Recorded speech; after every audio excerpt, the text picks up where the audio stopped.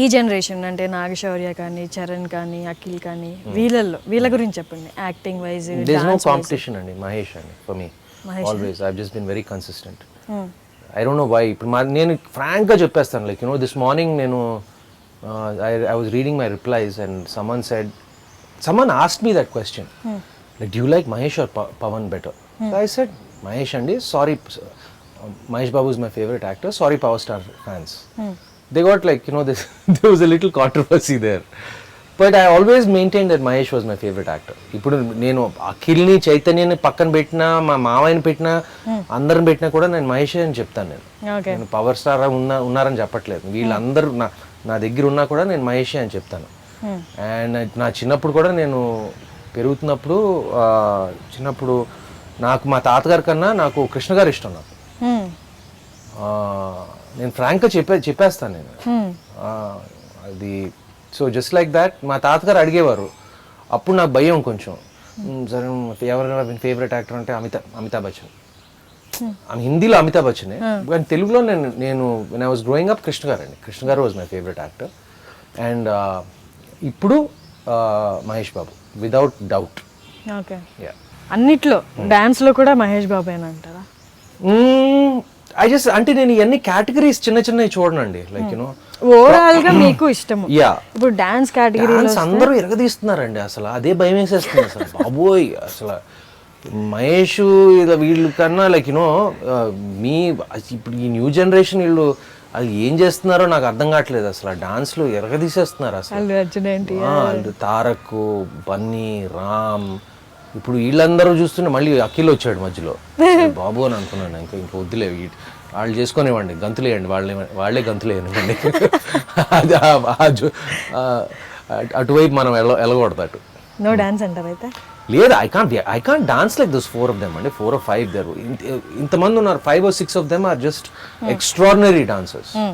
Like Charan, Bunny, Tarak, Ram, Akhil, they are just superb dancers. Pawan కళ్యాణ్తో multi star chance వస్తే? పవన్ కళ్యాణ్తో నేను యాక్చువల్గా ఈ సినిమాలో నేను చేశాను, ఒక చిన్న ఇమిటేషన్ చేశాను పవన్ కళ్యాణ్. యాక్చువల్గా నేను చూస్తే తెలుస్తుంది. నేను ఒక జిఫ్ రిలీజ్ చేస్తాను. In ode to Pawan Kalyan, I did one small bit in the movie. Like I will release that thing as a GIF later. Watch out, Power Star fans. And if I were to act in a film with Pawan Kalyan, I'd say I'd want to play the villain. Mahesh Babu గారితో కూడా villain అనే చెప్పారు వాళ్ళిద్దరితో. అంటే కానీ ఒక level, ఆ లెవెల్లో రాయాలి. మంచి బాగా రాసిన విలన్ పాత్ర ఉంటే నేను తప్పకుండా చేస్తానండి వాళ్ళిద్దరితో. ఓకే. అండ్ తాతగారు అఖిల్ ఏదో ఇంటర్వ్యూలో చెప్పారు, నాకు తెలుగు రాదు, తాతగారు ముందు మాట్లాడంటే అదే భయం వేసేది నాకు, తెలుగులో మాట్లాడాలి అని. కానీ అఖిల్ బాగానే మాట్లాడతాడండి, బాగా మాట్లాడతాడు అఖిల్. ఊరికే అలా చెప్పాడేమో, బహుశా నా అంత బాగా మాట్లాడేమో, కానీ బాగా మాట్లాడతాడు. మీరు ఎప్పుడైనా ఇలా ఇంగ్లీష్లో మాట్లాడుతూ బాగా తిట్లు తిన్న సిచ్యువేషన్ ఉందా? తాతగారు చెప్పారు చాలాసార్లు. నన్ను ఎక్కువ తిట్టేవారు కాదు, ఎందుకంటే నాకు తెలుసు ఆయన కోపం వస్తుందని. సో ఇంగ్లీష్లో ఇంట్లో ఉన్నప్పుడు ఎక్కువ తెలుగులోనే మాట్లాడటానికి ట్రై చేసేవాళ్ళం అందరూ.